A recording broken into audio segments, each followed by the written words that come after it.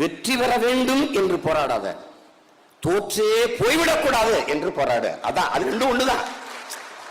இப்ப தொடர்ந்து தோற்றாலும் அண்ணன் கூப்பிடும் போதெல்லாம் நீங்க வர்றீல்ல, ஏன் வர்றீங்க? ஏன் வர்றீங்க? ஏன் வர்றீங்க? ஒரு நாள் நானும் என் அண்ணனும் உறுதியாக வெல்வோங்கிற நம்பிக்கையில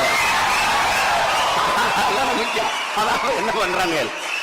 ஆல்வா எடிசன் வந்து 1000வது முறை இந்த மின் விளக்கு எரிஞ்சிருதுங்க.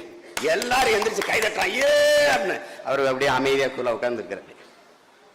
எடிசன் 999 முறை நீங்க தோற்று போனீர்களே, அப்போ உங்க மனநிலை எப்படி இருந்ததுன்ட்டு அவர் எவ்வளவு கூலா பதில் சொல்றாரு. நான் தோற்று போனேன் என்று உங்களிடத்தில் யார் சொன்னது? ஒரு மின் விளக்கை எப்படி கண்டுபிடிக்க கூடாது என்று கற்றுக்கொண்டிருந்தேன்.